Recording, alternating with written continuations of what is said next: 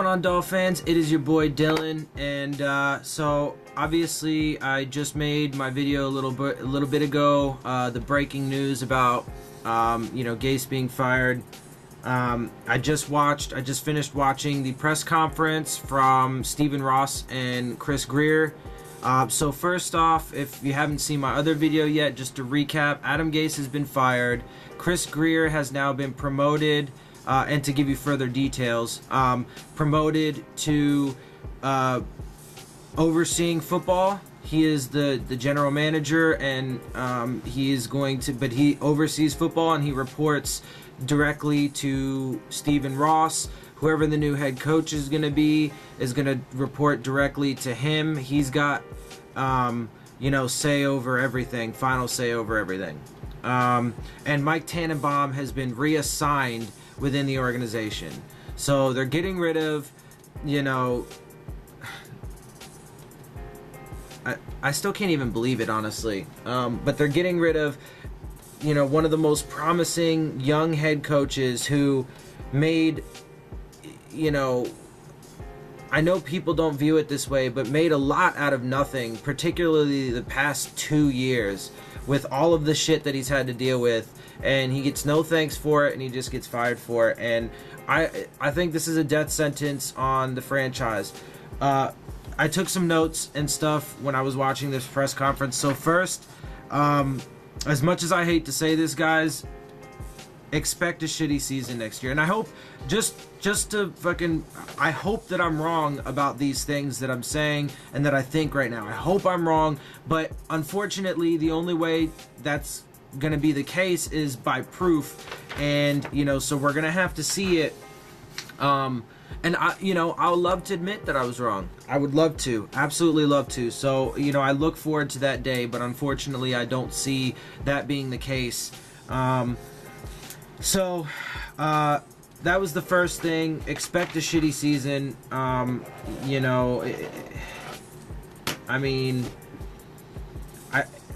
don't know. I still think that the past few drafts have been really good. We'll see what happens in this next draft.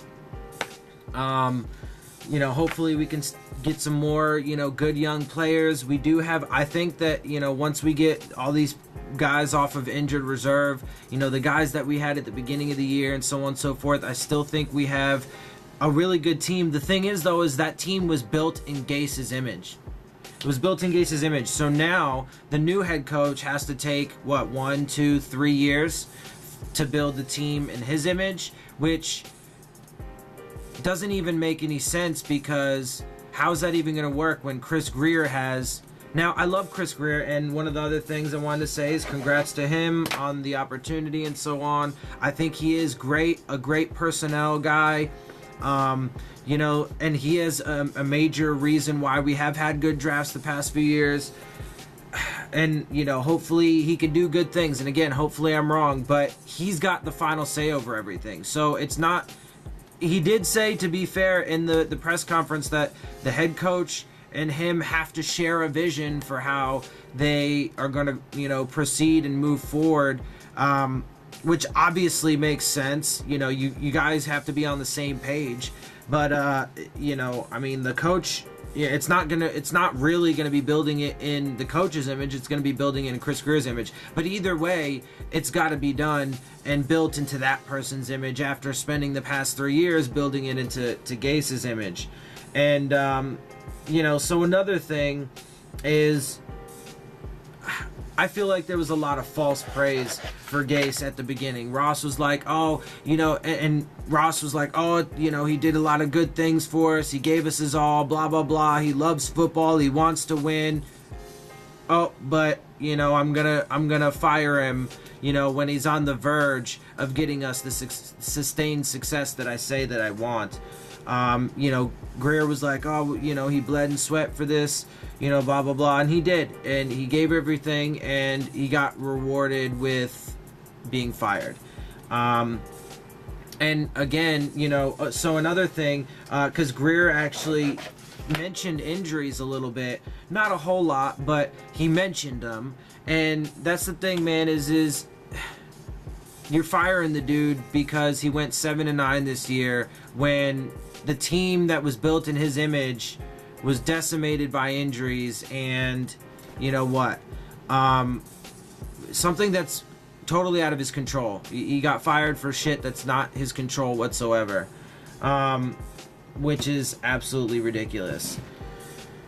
So, you know, they were also asked a question about Tannehill, and Grier was like, well, he's on the roster, and, you know, the next coach will evaluate and see what's up. Cool. Well, we already need a quality backup because we haven't had one of those for a minute now. But now our starting quarterback is in jeopardy, and he's the best option out of anything that could possibly come from free agency or the draft. Almost unquestionably. Obviously, no one knows for sure with guys that are in the draft. You could end up with a, you know, diamond in the rough, or they could all suck like the analysts think, you know, whatever. But, I mean, no matter what, no matter who the quarterback is, you got to have a good offensive line. And Tunsil and James, cool. I think that we have good bookends, but that interior has been a serious problem. Now, I think that, you know, Josh Sitton and Daniel Kilgore could, you know, come back in and do what they were supposed to do this year and help fortify it and make this offensive line better. But at best, that's patchwork, and it's temporary. We need young guys to build around like Tunsil and James, right? So we need to draft high, but, you know, I have a feeling, especially because, you know, Stephen Ross wanted a quarterback so bad last year. How much do you want to make a bet that he makes a play for a quarterback early and earlier than he should? And, I mean, it's... Obviously, we don't know that about that yet. We'll have to wait and see. But Grier reports directly to Stephen Ross, and he's got final decision over everything, apparently. And Ross wanted to get a quarterback last year instead of Minkah Fitzpatrick, who was wonderful for us this year, and who was a super smart decision, and who is going to give, you know, this franchise a place to build around. He's one of the players. Obviously, you have Xavier Howard. You have other players to build around. But, you know, he's going to give this franchise an opportunity for success because of the type of person and player he is. But, again, built in Gase's image. Built in Gase's image. I know he's an offensive coach, but he made that decision. He, you know, him and Grier basically vetoed, and Tannenbaum basically vetoed Ross and went with that decision because they knew that it was going to be the best thing for the franchise overall, and they weren't taking their jobs into account, which is obvious and evident because now Gase got fired. Tannenbaum gets reassigned to some fucking other unknown job, but still within the organization. I mean, none of it makes any sense. You know, Ross, by the way, I'm sorry, sounded like full of shit. Like he was full of shit during this press conference. That's what I take away from it. And, you know, most of this shit just sounded like, you know, hollow fucking excuses. And, you know, there was hardly anything of substance in there. He's talked about, you know, like he does in his business, he wants to, you know, have sustainable success, and you know, he's best in class is what he always says, and he cites the community service and stadium renovations for where areas in which they were successful. Okay, I think that the Dolphins organization, sure, is one of the best with community service. Sure, you put, you know, $500,000 of your own money into the stadium. All right, you get credit for those things for sure. But, you know, look, dude, you hired Joe Philbin, who was a terrible head coach, and you kept him around longer than you should have. Although, frankly, again, I think you should give regimes 5-year windows. I would even maybe compromise with you and say 4 years, but Gase was on the precipice. He was on the edge, the verge of making this team what he wanted, what Ross wanted, what we all wanted. He just had a lot of unfortunate things out of his control happen along the way, and he gets fired for things that are not in his control. Anyway, he talks about wanting the sustained success on the field, but I don't really trust him. I don't really trust his ability in that regard. Like I said, he hired Joe Philbin, who arguably, if anything, should have been fired sooner. He did not back Tannehill, the quarterback that they took 8th overall in 2012. He didn't give him an offensive line, which, by the way, just real quick, no matter who the quarterback is next year, they won't be successful without an offensive line. But they didn't give him an offensive line or weapons, to work with, and thus Tannehill was the most sacked quarterback in the league for the first 4 years of his career, but was an Iron Man all the way up until his unfortunate, just unlucky, because of football injury in the Cardinals game in 2016, when he was having the best year of his career. Gase was doing wonderful things, so on and so forth. So, he said in the press conference that it's basically insanity because he's changing the entire way that he approaches this, because doing the same things over and over again with expecting the same result or different results is insanity. True, that is true. That is the definition of insanity. But you're not really, your actions and the things that you're doing are speaking to the opposite. Again, because Philbin proved through his actions that he was a terrible head coach. He didn't have the right sort of, demeanor, mentality, and approach with it. He, didn't support his quarterback. Adam Gase put everything into Tannehill. He had conviction, he had passion, he had drive. And look, man, I'm just going to say a couple more things. First of all, like I said in the previous video I just did, I think that he just put the final nail in the coffin, I guess, if you will, for his ownership. I don't think that, he's an old dude. He's an old dude. So, I don't think that he's going, and again, I hope I'm wrong about this, but I don't think he's going to get this franchise to where it needs to be in the time that he's the owner, because he's proving incompetent, essentially, in the decisions that he's made. And it's not gonna be a successful season next year. It's probably not gonna be a successful season the year after that or the year after that.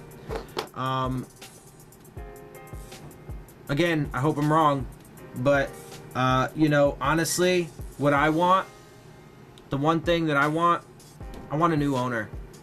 I want Ross. Look, I hate saying that from certain aspects. Like, I know he does care about the community, and he made sure that the Dolphins stay big in that, and I love that, and that's huge, and he deserves all the credit for that. Same thing for the stadium, but he says it himself. The most important thing is is the owner of a football team is football and winning and building sustainable success, and he's proven to do everything that's counterproductive in that regard. So, I want a new owner.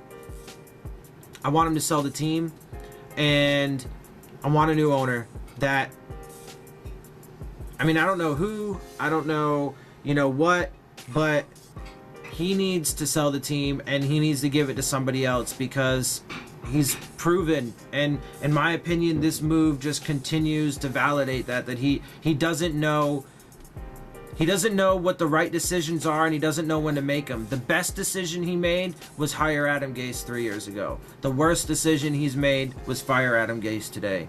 So that's all I got to say about that. For now, obviously there's going to be tons more on this. We're going to keep it, under the microscope. And it's funny, too, because Adam Gase is, like I said, he's going to go somewhere, and he's going to have success. Even Omar Kelly was like, Adam Gase is going to be a really good head coach, but I don't think it's going to be here. And great, now we get to give fucking an example of why Omar Kelly was right. Congratulations, Stephen Ross and Dolphins fans. Omar Kelly gets to fucking be right, because Adam Gase is going to go somewhere. You know, there have been talks maybe he'll go to Denver. He might even go to the Browns. Apparently, the owner of the Browns, I think, is Jimmy Haslam, really likes Adam Gase. How funny would that be, though? And how's that gonna, he just got rid of Jarvis Landry from the Dolphins, and now he's on the Browns. So that'll be interesting. But I think that Gase is, going to have a really successful career as a head coach. And he could have had it here. He should have had it here. But Gase fired him on the verge of doing that. So congratulations. All you fucking...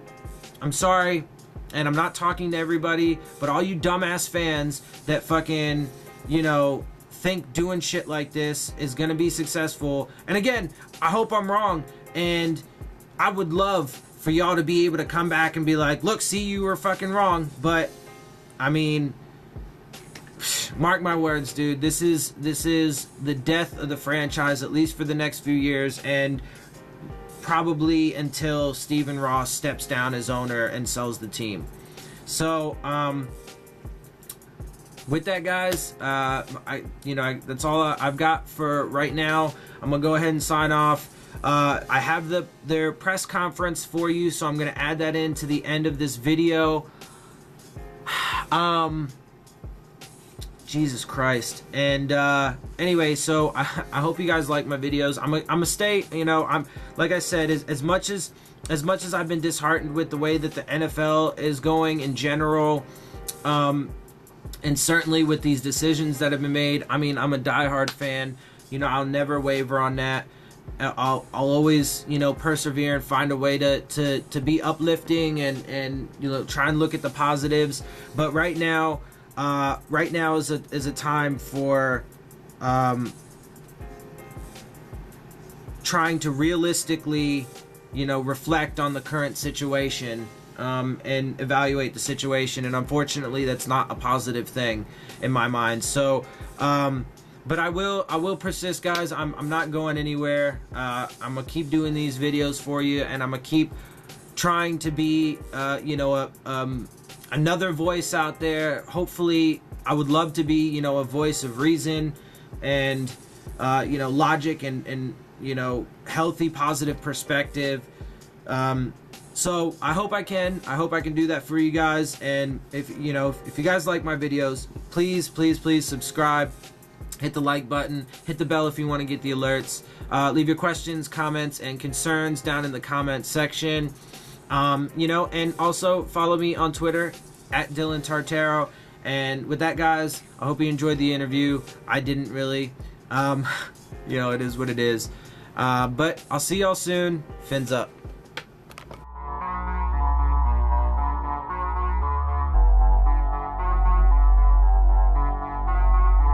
I'm Gase for all the work that he's done, and it's probably one of the toughest decisions I've made. I really like Adam. He's a very bright guy.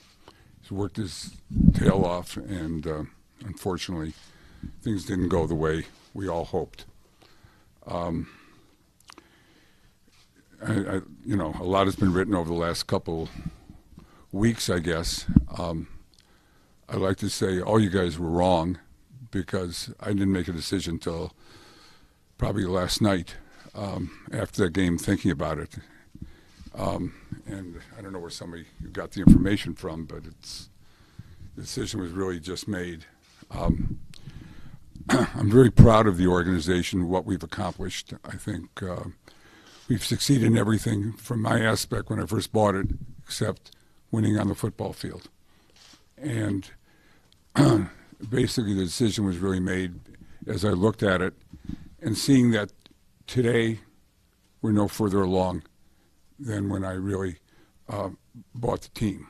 We've been operating under a philosophy that we had a good young roster and it needed maybe free agents and draft choices, and we'd be very competitive.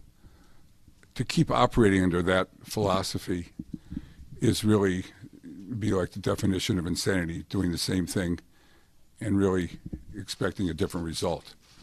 So I thought it was time for the organization to take a different approach, much like when I do in my business. I mean, I know everything I've done, we're always the best in class and we're on top, and that's what I expect to be on the football field as well as an organization.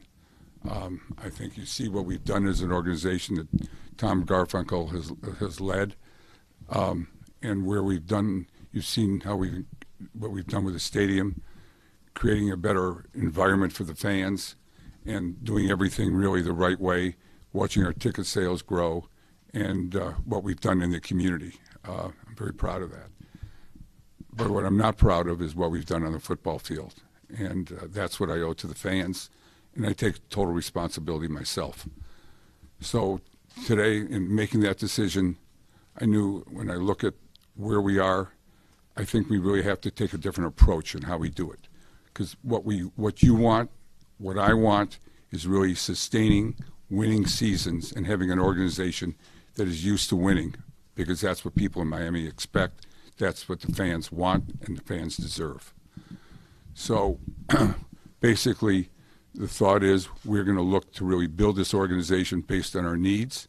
And if it takes a year or so, 2 years, 3 years, we're going to be there and we're going to be an organization. Fortunately, when looking around, that we have someone within the organization that I believe can do the best job of anybody in leading us to that, and that is Chris Grier. He's probably one of the most respected people in the NFL. When you talk to people all along, I always got, hey, Chris Grier. I mean, a lot of people really haven't dealt with him. He's been the guy behind the scenes and making a lot of the personnel decisions, but not leading the organization. Chris will have total responsibility in leading the organization. He will work together with a new coach. He will make all football decisions and report to me. And I think that as we build this roster, we have a great young roster today with some key players to build upon, but we're going to build it the right way, bringing in new people who want to win, really, creating that winning attitude. And as you've seen with some of the recent players we brought in, it's about winning and loving football, and that's what this organization is going to be. What I like to say is they're going to have the heart of a champion, and that's what we're going to be all about.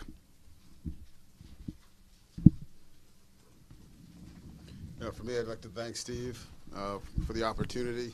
It's a bittersweet day. Adam and Mike are good men. It's always a tough day, around the league this day. But Adam gave his blood, sweat, and tears for this organization. He's a tireless worker. I have no idea he's going to go on to great things. And the same with Mike. Learned a lot from Mike. Very grateful to him.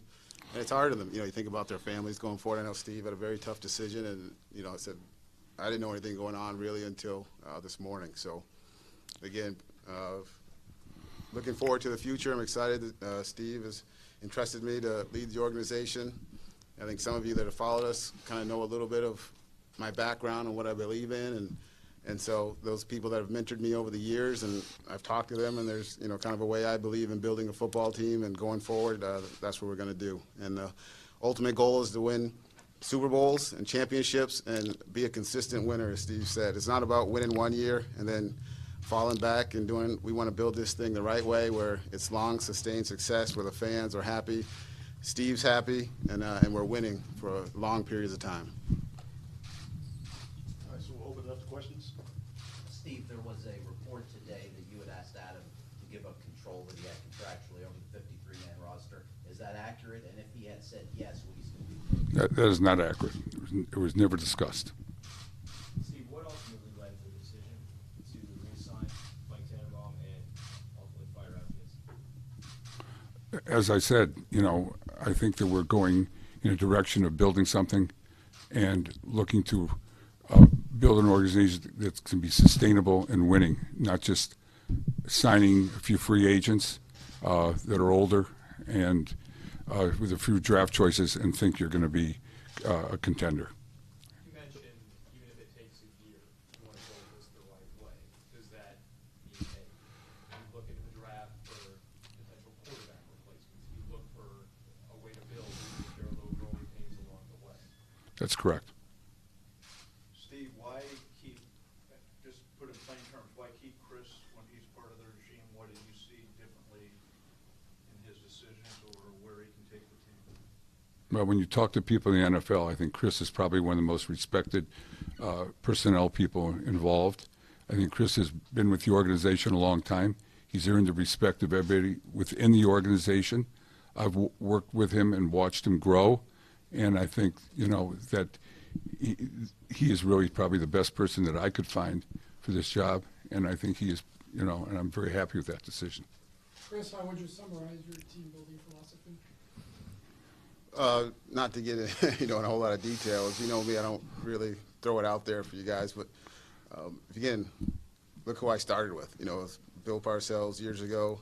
I've worked with Pete Carroll, as we talked about, Coach Belichick, Coach Saban. I mean, there's a lot of those guys, and a lot of that has influenced me. And I talk to those guys still about a lot of different things, and I just have strong beliefs of what I believe in, how football teams win and how they're built, and so I shared that with Steve. We had a good conversation, and that's going to be our plan going forward.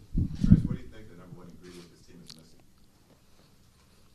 I just think the biggest thing we've had here over the years is, we went 10-6, then we had the injuries, and then we, suffered 6-10, then 7-9.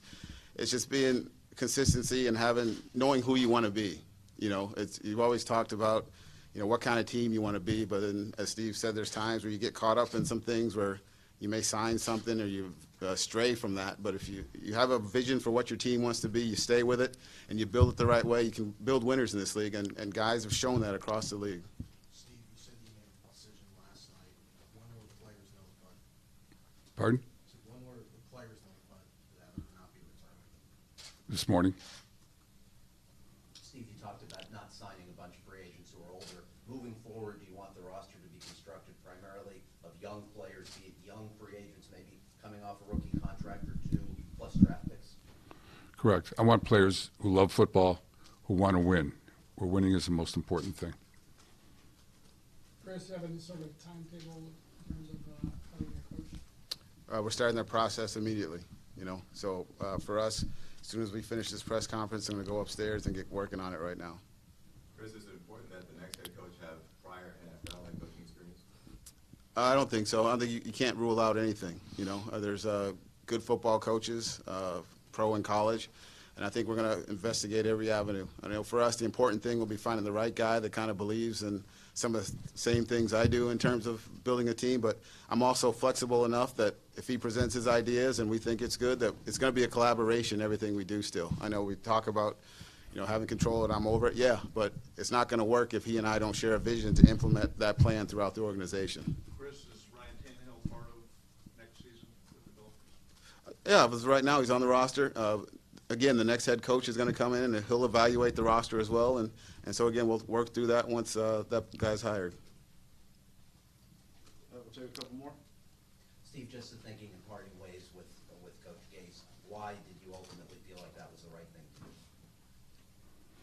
do? I mean, I think Adam wants to win and win now, and I don't think he's going to his fourth year, and doesn't really, I think he wants to win, and I think as every coach, in your fourth year, you feel you have to win, And have you indicated this might be a rebuilding program where winning immediately wouldn't necessarily happen, ideally, but not necessarily? Well, I mean, I think we have a lot of great players, a great nucleus to form. When we win on a sustainable basis, I can't tell you which year that's going to be, but we're going to do what it takes to build the organization, piece by piece, so that we have the right players that will be here to build that winning tradition or bring it back. Steve, is this the first time you stepped back and said, let's do it this way? Because you said it's a different approach. Yeah, I mean, if you look back, look what we've done every year since I've been here. And if we keep doing that, where are we going to be? We'll be anywhere from 6-10 to 10-6. That's not good enough. So, Steve, are you saying you're willing to maybe go through some years of 3-13 to ultimately become an elite team? I would hope I don't have to go 3-13, but whatever it's going to take, we're going to build that organization with the right players that want to win. They're coming here to win. Alright guys, it looks like you've reached the end of my video. So I hope you guys enjoyed the interviews. I hope you guys enjoy my show. If you do, make sure you hit the subscribe button. Make sure you hit the like button. Make sure you hit the bell if you want to get the alerts. Make sure you leave your questions, comments, and concerns down in the comments section. Also, follow me on Twitter at Dillon Tartaro. You can hit me up there, leave your questions there, or just hit me up, or check out my tweets, my retweets, so on and so forth. And so with that, guys, I am out. I will see y'all soon. Fins up.